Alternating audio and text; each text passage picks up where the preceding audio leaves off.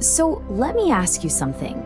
Have you ever had this huge goal, this brilliant idea, or a dream that felt so incredibly real, but for whatever reason, it just never quite got off the ground? If that sounds familiar, trust me, you are not alone. It's a super common struggle, right? We have these big ambitions, but they always seem to get stuck somewhere between our imagination and our day-to-day reality. Well, today we're going to figure out exactly why that happens, and way more importantly, what we can actually do about it. It all comes down to two fundamental keys, and we're going to unlock them together, right now.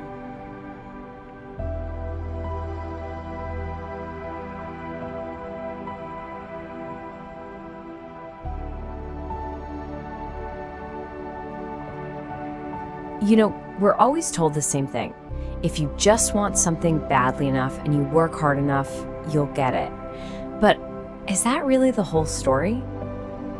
I mean, think about it. This brings us to a huge question, what you might call the ambition paradox. Why is it that all our motivation and all our hard work so often just isn't enough to get us to our goals? The answer isn't that you're lazy or that you're not trying hard enough. No, it's that there's a fundamental disconnect between what we want and what we actually do. Let me show you what I mean. And right here, this is that disconnect. See, on one side, you've got your desire. That's what you passionately, desperately want to achieve. And on the other side, you have your structure. That's the stuff you actually do, day in and day out. The habits, the routines, the whole shebang. Real success isn't just about having a powerful desire. It's about building a rock-solid bridge between that desire and your daily structure. And that bridge, well, it's built with two essential keys. All right, let's get into our first key. This one is all about your internal world. We're gonna call it your inner blueprint. And this is where achievement actually begins. Not with action, but right here in your mind. It's your mindset, your core beliefs. A lot of this thinking is drawn from the timeless principles in Napoleon Hill's classic Think and Grow Rich, which basically argues that your thoughts literally, physically create your reality. Napoleon Hill just nailed it with this quote. I love this metaphor. I mean, think about it. What does a chemist do? They mix different elements together to create a brand new, powerful substance, right? Well, in the exact same way, faith is that active ingredient that you mix with your thoughts. It's the catalyst. It's what turns a simple wish or a desire into a burning, unstoppable conviction that will actually drive you forward. Without that faith, a goal is just, well, it's just a wish. So, how do you actually build this inner blueprint? Well, it stands on three main pillars. First up is faith, and I mean that deep, unwavering conviction that your goal is possible. Think about Thomas Edison. The guy reportedly failed 10,000 times before inventing the light bulb. He didn't see them as failures, he saw them as 10,000 steps toward the solution. That's faith. Second, there's autosuggestion. This is a fancy word for a simple idea, intentionally feeding your subconscious mind what you want it to believe. We're talking positive thoughts, affirmations over and over again. And I've got an amazing example of this coming up. And third, imagination. This is your mind's workshop. Fun fact, Walt Disney was once fired from a newspaper for a supposed lack of imagination. Can you believe that? He went on to visualize and build entire worlds from scratch. Okay, so speaking of auto-suggestion, I have to tell you this story about Jim Carrey. It is the perfect example. So back in 1985, he was a struggling comedian, totally broke, nobody knew who he was. But he had this absolutely incredible, almost crazy belief in his future. So what did he do? He took out a piece of paper, wrote a check out to himself for acting services rendered, and he post-dated it 10 years in the future. And the amount on that check?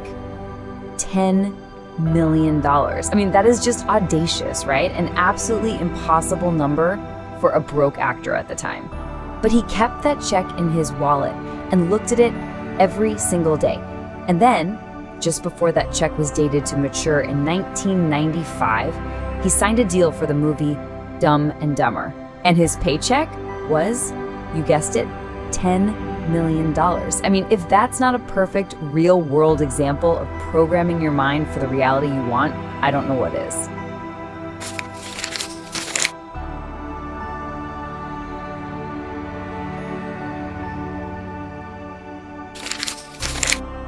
So you've got the inner blueprint. Your mind is ready.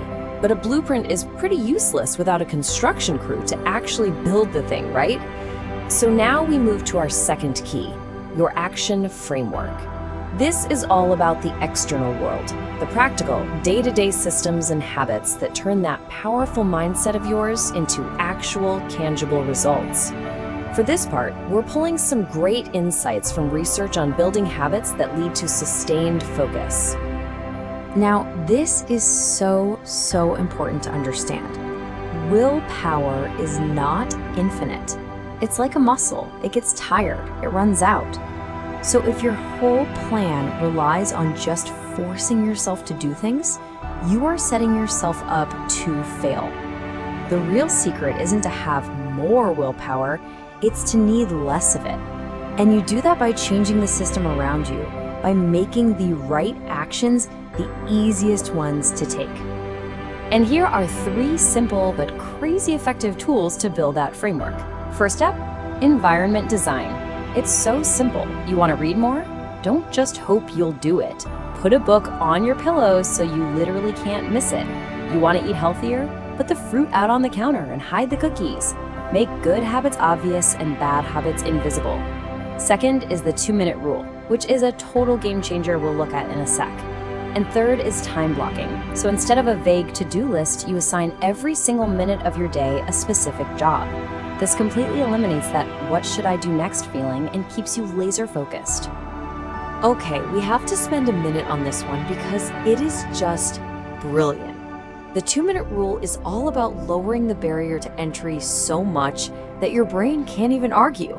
See, your brain isn't resisting the big, scary idea of meditating for 20 minutes. It's just doing this super easy first step, sitting on the cushion. Or your goal isn't exercise for an hour, it's just put on your running shoes. That little bit of momentum you get from that tiny start is often all you need to carry you through the rest of the habit. It's a fantastic little life hack.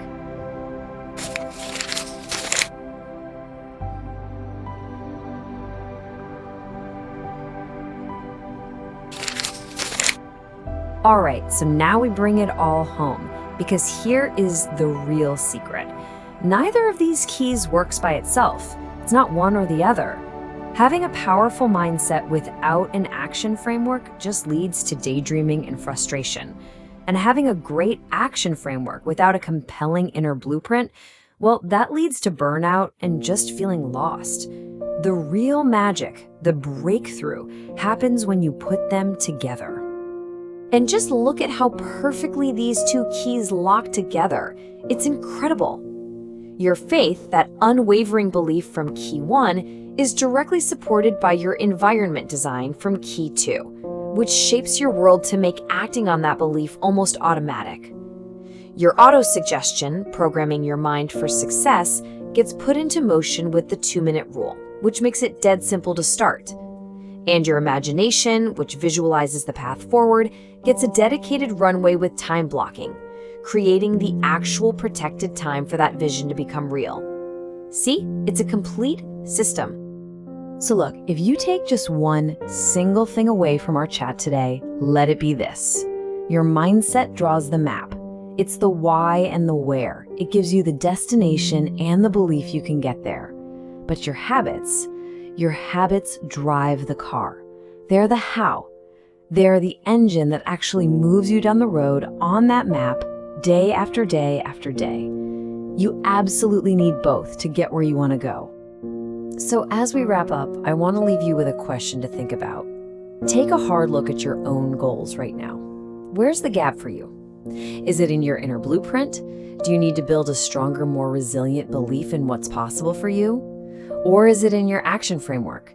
Do you need better systems, better habits to make your progress consistent and automatic? Your answer will tell you exactly where you need to start working. By the way, if you want to explore ideas like this even more in a deeper, more conversational way, be sure to check out our podcast on Spotify. We go into all sorts of stuff like this over there. For now, though, figure out which key you need to sharpen. That's your first step.